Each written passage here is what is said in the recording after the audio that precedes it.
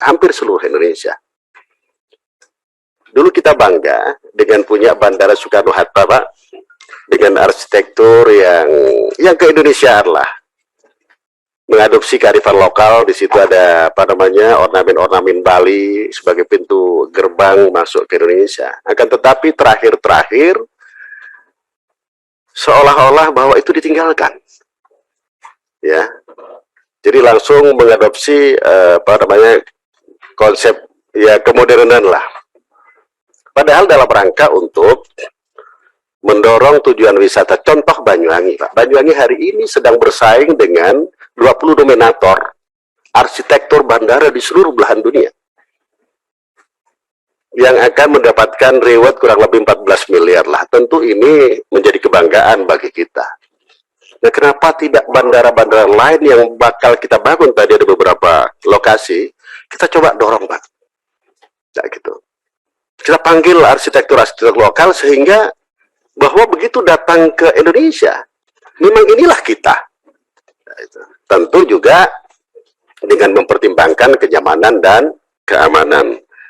Nah, bandara-bandara sedemikian juga seyogyanya juga dapat insentif dari kita, dari Kementerian Perhubungan. Contoh misalnya pengembangannya, saya lihat di sini tidak ada, Pak, pengembangan Bandara Banyuwangi, Belimbing Sari, padahal itu sudah kita tetapkan sebagai bandara internasional. Benar juga apa yang disampaikan oleh Bu Restu tadi, bahwa ada kadang bandara-bandara berdekatan. Jember dengan Banyuwangi jarak tempuhnya kalau kita lewat darat 3 jam lah kalau tidak macet, Pak. Nanti kalau ada JLS itu, Jalan Lingkar Selatan, itu sudah terbangun paling 2 jam. Ini kan juga tidak efektif sebenarnya. Itu bisa terhimpun di satu titik di Jember atau kemudian di Banyuwangi. Kalau ini terjadi di beberapa tempat nanti, maka ada bandara yang bakal dikalahkan, Pak. Terlepas Banyuwangi sebenarnya juga bakal jadikan bandara penyangga ketika ada event-event internasional yang ada di Bali, contoh G20, G20 misalnya. Itu yang kedua. Terus tadi juga disampaikan tentang adanya padat karya, padahal di tempat saya itu ada bandaranya, kok saya belum pernah diberitahu atau diajak komunikasi lah, misalnya ada kegiatan di sana sehingga masyarakat yang kehilangan pekerjaan bisa terlibat di dalam kegiatan-kegiatan yang non teknis. Itu saya kira Pak Dirjen Perhubungan. Berikutnya perhubungan udara, berikutnya kepada Pak Dirjen Perhubungan Laut.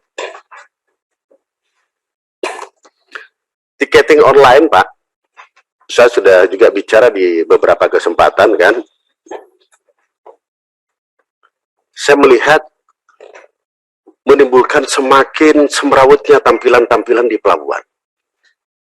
Saya tinggal di Palembang, jadi sebulan sekali juga lewat darat ke Palembang kan, banyak gerai-gerai di situ, ada briling lah, macam-macam, sama juga yang ada di Ketapang gitu. Nah, kenapa tidak dicarikan layanan yang sekaligus terpadu kan, tidak menimbulkan kemacetan-kemacetan baru atau tidak eloknya pemandangan lah kalau kita masuk ke pelabuhan. Ini tolong dicarikan jalan keluar. Yang kedua, kaitannya dengan jalur eksekutif yang ada di Banten Bakauni. Merak Bakauni maksud saya, Merak Bakauni. Itu sebenarnya jalur yang luar biasa bagus, peminatnya juga banyak. Kenapa tidak dicoba dibuka juga untuk swasta, sehingga tidak menjadi monopoli daripada ASDP? Ini banyak pertanyaan-pertanyaan atau aspirasi yang disampaikan kepada saya, Pak, mohon juga dibuka, kasih kesempatan kami swasta untuk terlibat di sana, seperti itu. Berikutnya kaitannya dengan yang didapil 2 tahun yang lalu, Pak Direktur Perhubungan Laut Pak Subagio juga sudah datang berkunjung ke sana, ada Bupati, kaitannya dengan pengembangan dermaga Kalbut. Saya ingin mengingatkan kembali Pak Subagio, karena itu memang ditunggu oleh bupatinya, oleh masyarakat setempat, bahwa banyak kapal-kapal besar itu berlabuh di tengah laut, Pak. Kalau ini kita bisa tarik sehingga bisa memacu dan memicu pertumbuhan ekonomi yang ada di sana. seperti itu. Dan banyak apa namanya kegiatan-kegiatan ekonomi yang dari kepulauan-kepulauan yang tersebar di sekitaran Pulau Madura itu beraktivitas secara ekonomi. Contoh misalnya sapi, karena dermaganya Pak tidak memadai, kadang-kadang sapi itu dilempar di laut Pak, seringkali itu. Nah, saya coba bicara juga dengan bagian perencanaan tempoh hari, tinggal RIP-nya Pak, katanya Pak. Saya juga sudah bicara juga dengan Pak Menteri, kan. Ketika saya pulang ke Palembangnya, Pak Mel, nanti akan kita coba dalami kembali lah. Mohon ini menjadi atensi Pak, karena juga kami sudah lakukan kunjungan secara bersama-sama datang ke sana. Yang berikutnya kaitan dengan saya mendengar minggu lalu ada beberapa perputaran di KSOP Pak, Kepala KSOP.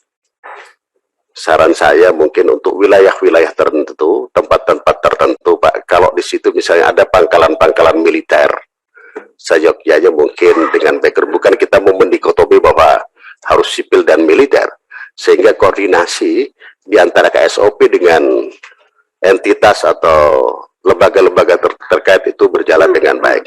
Kira-kira itu pimpinan, Bapak-Bapak Ibu sekalian. Assalamualaikum warahmatullahi wabarakatuh. Pak William Vandik,